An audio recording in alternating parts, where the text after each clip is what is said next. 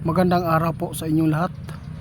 Sa lahat po ng makapanood, no, mag-ingat po daw ang mga kababayan po natin sa ibang bansa dahil po masama talaga ang taon na to, no? Masama dahil po guys, mayroon pong nakikita si kaibigan na mayroon pong mga syudad ngayon na mapabalita na lang na medyo masaklap, masilan po ito guys, no?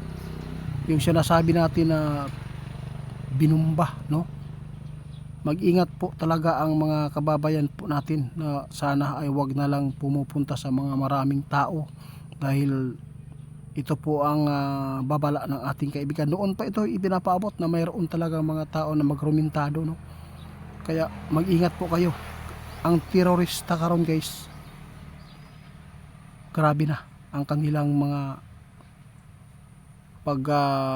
plano sa tao. Kaya ito po ang pakinggan po ninyo na nakuha ng ating kaibigan na tiningnan nila kung ano man po ang mangyayari sa mundo natin.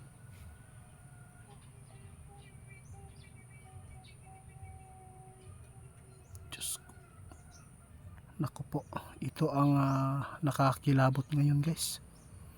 Na ay syudad daw, sabi ng ating kaibigan, itiit may syudad kaming nakikita.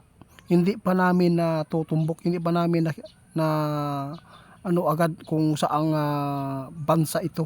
Basta ipaabot na lang sana yung makapanood nito, no? Kasi marami tayong mga kababayan na mayroon pong lugar na bigla na lang bubumbahin.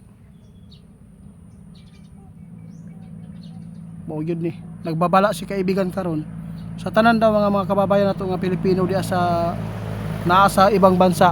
Hindi lang po natin pangalanan, no? Ang sa atin lang makapagbigay tayo ng babala. Ito po ang nakita ng ating kaibigan na advice. Yung mga Pilipino po natin wag daw magpupunta sa maraming mga tao kasi talagang magkakaroon talaga ng mga hindi maganda na mangyayari. Kasi sabi po ng ating kaibigan, napakarami ng mga terorista po ngayon, no? Kahit saan na lang nakapasok na sila.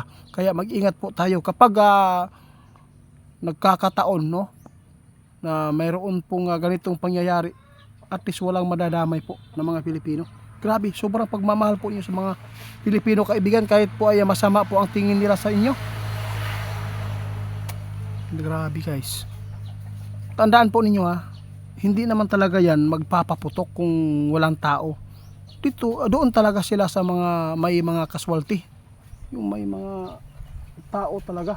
Kaya pinapaabutan kayo ng ating kaibigan para po makuha po ninyo itong mga pwedeng gawin ninyo dyan na hindi po kayo mapapahamak.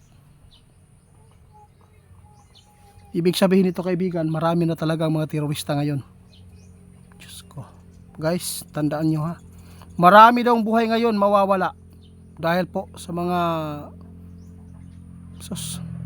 jablo po ito guys, dahil sa mga demonyo na mga pagtugon nila, no, pagtugon nila sa kanilang mga doktrina. Kaya mag-ingat po tayo.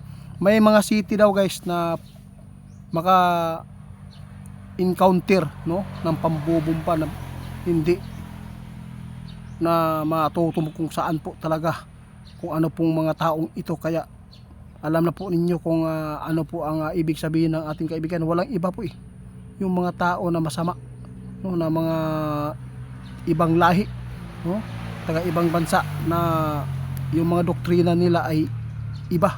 Kapag nakapatay po daw sila ng marami, mapupunta daw sila sa langit. Kaya ito po ang tandaan po ninyo. Pwedeng marami talagang mamamatay sa atin dito mga sibilyan kung hindi mag-iingat, kung hindi mababantayan po ang mga tao nakapasok po dito sa ating bawat country, di ba? Ibig sabihin nito kaibigan, ito yung sinabi ninyo na pinakamasamang taon 2026. Guys, nagpaalala po kami, no, si kaibigan nagbabala ngayon na daw siya nakitaan na mga lugar sa ibang bansa, na mga malalaki na mga bansa. Mag-ingat po daw, wag po daw masyado magpupunta yung mga Pilipino natin, yung mga kababayan nakatrabaho dyan doon sa maraming tao dahil posibleng magkakaroon po talaga ng hindi maganda na maano sa social media, no, mag-viral dito dahil sa mga ito po talaga yung nakita natin dito, kaibigan, yung terrorist talaga. Mo yun ang pinakadelikado. Oo. Tingnan mo doon sa Sydney, Australia, anong nangyari doon sa beach. Bigla-bigla na lang na nagpaputok. Ilang tao ba yung nadali? Di size ka po. Muna ato ang tanahon karon. Dili lang na sila ang nakasulod diha. Daghan pa kaayo, kaya lagi po tayong alerto kung mayroon tayong mga kakilalang tao. Titingnan po natin yung mga postura ba, kung sa ilang kilos. Kikita po talaga ninyo kung may mga masamang pakay sila, kasi iba po ang kanilang galawan, iba yung kinikilos. Kaya tulungan natin ang ating mga dito sa atin, no. Hindi po natin iasa sa lahat doon sa government. Kaya salamat, kaibigan, sa mga babala ninyo na nakikita. Sige po guys, walang masama po ang aming ipinapaabot. Ang sa amin lang, makapaghanda lang tayo sa mga impormasyon nakikita ng ating kaibigan, dahil mahal po tayo ng ating kaibigan na talagang mayroon po daw mga city sa ibang bansa na bigla na lang titirahin, no.